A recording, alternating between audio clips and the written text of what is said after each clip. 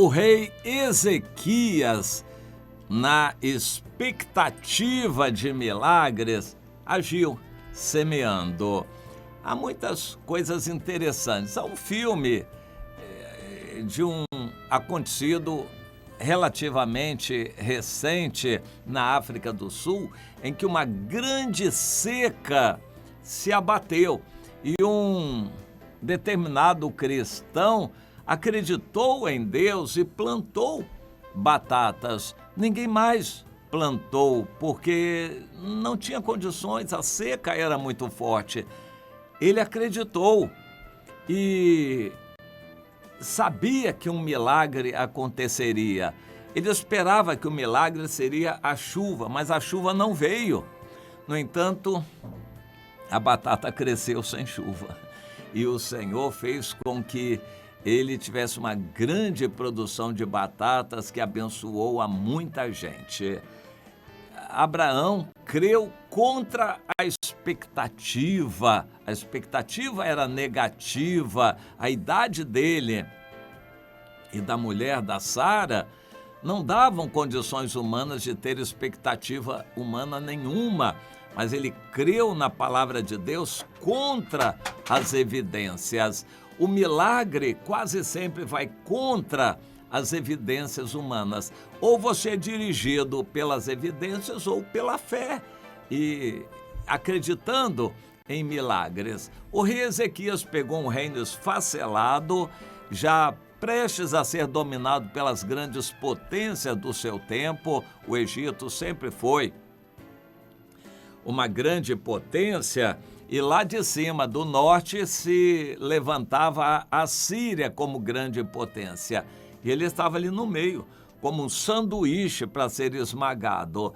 Além disto, a própria destruição intrínseca promovida pelo seu pai, o rei Acaz, já era o suficiente para fazê-lo perder todas as esperanças.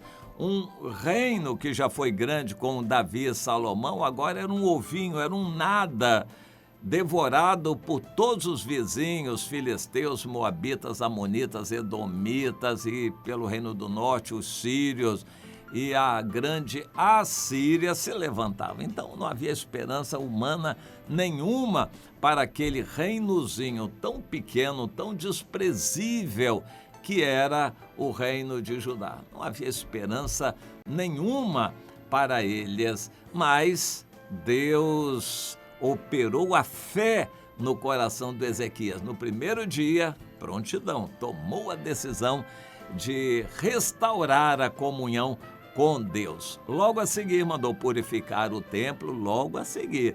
E imediatamente o templo purificado, ele convocou os grandes, os líderes do reino para estarem com ele ali cultuando a Deus. E depois, o próximo passo era convocar o povo todo.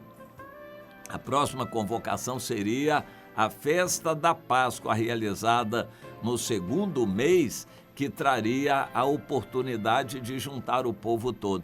Mas um povo todo desacreditado, desesperançado, desanimado, empobrecido, não tinha a mínima condição de se juntar e muito menos de celebrar uma festa massificada, uma grande festa ao Senhor. Não tinha a mínima condição. No entanto, Ezequias agiu. No segundo livro de Crônicas, no capítulo 30, diz que ele tomou conselho e ele não agiu sozinho, tomou conselho com os que estavam com ele, resolveu celebrar a Páscoa. Marcou uma data alternativa, o segundo mês, já que o primeiro mês tinha sido perdido.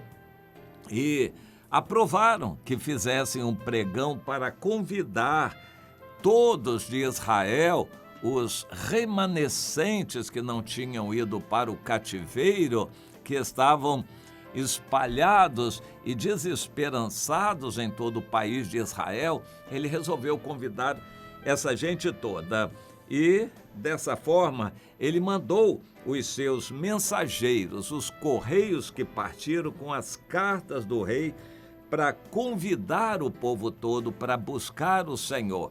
E a mensagem era mais ou menos essa, a partir do versículo 9. Se vós vos converterdes ao Senhor, Ele vai agir. Vossos irmãos que foram levados cativos voltarão, porque o nosso Deus é misericordioso e trará de volta os vossos irmãos que foram para o cativeiro. Isto acontecerá se vós vos converterdes a Ele. Então, este era o convite. Os correios foram passando de cidade em cidade pela terra de Efraim, Manassés, Zebulon, mas o resultado foi o pior possível. Riram e zombaram dos correios. Os correios eram os mensageiros que levaram a mensagem do rei, mas riram e zombaram. Isso parece muito com o nosso tempo. Quando o ambiente já está saturado do evangelho, você vai pela rua distribuindo folheto ou convidando pessoas ou querendo falar de Jesus, você encontra já um ambiente pré-indisposto a aceitar a palavra de Deus. Grande parte das pessoas vão olhar de banda, alguns vão rir, outros vão zombar. Mais ou menos é esta a resposta. Até mesmo dentro das igrejas, quando você convida as pessoas para virem orar, vamos buscar o Senhor, fazer uma renovação, vamos crer na misericórdia, pedir um milagre. Um vai se excusar, o outro vai dizer que comprou uma junta de bois, quer experimentar, o outro tem que se despedir do pai, o outro tem que se preparar para o casamento, o outro tem trabalho, o outro está muito cansado, o outro isso. Você sabe, dentro das igrejas, como é. Você convida a pessoa para um jejum, para uma consagração, para buscar a Deus, e você sabe, nas igrejas, como vai ser o resultado. É mais ou menos para você ter uma ideia. Os próprios de Judá já não acreditavam. Convidou os de fora, os remanescentes de Israel, aqueles gatos pingados que restaram escondidos e medrosos nos seus lugares. Ele foi convidar para a festa em Jerusalém pela celebração da Páscoa. Bom, chegou o grande dia e ele ficou impressionado, porque mesmo que tenham zombado, alguns vieram, e até de Azer, Manassés e Zebulon, até alguns que nem foram diretamente convidados, mas apenas souberam daquela festa, vieram. Talvez sem muita expectativa, um pouco desanimados, mas vieram. Quando eles foram vindo, descobriram que outros também foram vindo.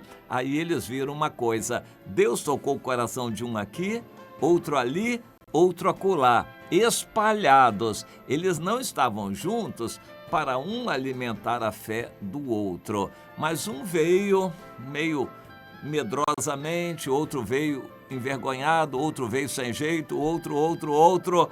Espalhados, eles eram muitos, porque Deus foi tocando o coração de cada um que estava espalhado.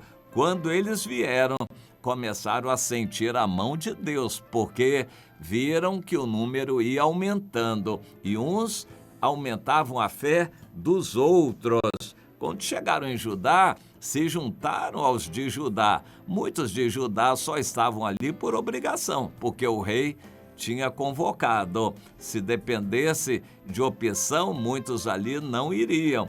Mas os de Judá, mesmo obrigados, viram a mão de Deus. E outros de Israel, que foram convidados, já estavam se somando. Aí o versículo 12 diz que Deus deu a eles um só coração, fez sentir a sua mão, e eles se alegraram. Ajuntou-se muito povo em Jerusalém para celebrar a festa dos pães asmos.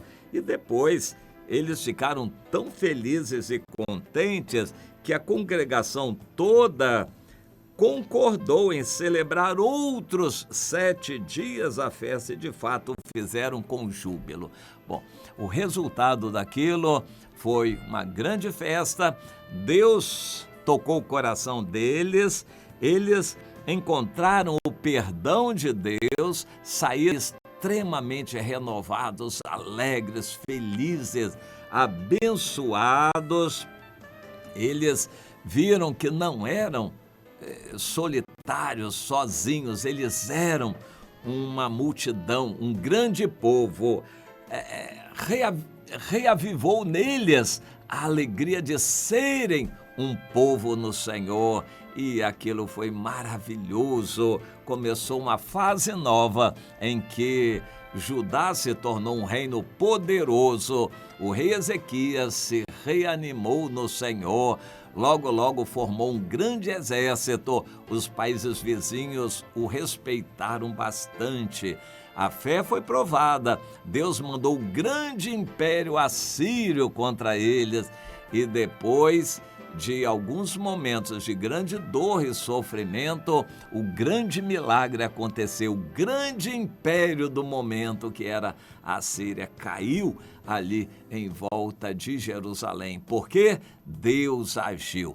Vamos crer nisso. Os dias são os piores. Nós estamos vivendo a época da consolidação do poder de Satanás no fim dos tempos. Satanás domina a mídia, a cultura, os livros escolares. Satanás domina televisão, os grandes órgãos da mídia. Satanás domina a economia. Satanás domina a política. Satanás domina grande parte das igrejas. O poder de Satanás cresce no mundo. Ele vai consolidando o seu controle sobre o mundo. E nós, desanimados como Ezequias, só podemos viver de milagres. Mas eu creio que esse milagre vai acontecer. Você pode estar sentindo uma situação difícil, mas quando você se unir comigo, o outro lá, que também está solitário, ele acha que ele é o único na igreja, porque a igreja toda está perdida, desanimada, ele é o único que crê na misericórdia de Deus. Pois é, quando ele se somar conosco, você vai ver que há um outro lá, outro acolá, e mais um lá, e mais alguém de cá, mais uma irmã dali. Nós vamos ver que o povo de Deus ainda existe. O Elias não conhecia, mas Deus revelou para ele que ainda havia 7.000 que não tinham dobrado os joelhos a Baal. Eles não se viam, um não sabia que o outro existia. O povo de Deus estava espalhado, mas eram 7.000. Deus quer que você entenda. Deus quer levantar Ezequias, milagres, maravilhas, levantar líderes para grandes obras. Mas não pense que a grande obra vai ser facilitada, nem que vai ter os aplausos do mundo, e muito menos do povo de Deus. Aquele que vem por fidelidade e não porque ele está vendo grande coisa. Os irmãos que vêm a nós não vão acreditar muito quando eles olharem para nós e virem que somos um povo pequeno, humilde, mas nós temos Deus conosco. Quando um somar com o outro, nós vamos ver que somos uma grande família. Deus está conosco e o poder de Deus está à nossa disposição, porque o Espírito Santo nos foi outorgado, foi derramado, está à nossa disposição. O que o Ezequias viu, nós podemos ver coisas maiores ainda, porque Deus está conosco. Vá crendo, meu irmão, se renove na esperança. O mundo vai de mal a pior, e a igreja também, mas nem tudo está perdido, nem tudo está perdido. Deus ainda é conosco, e as maiores oportunidades de milagres você ainda vai ver. Deus conosco é garantia de milagres, coisas tremendas. Você quer presenciar, você quer participar dessa grande obra? Então abra o seu coração agora e creia, renove a sua esperança.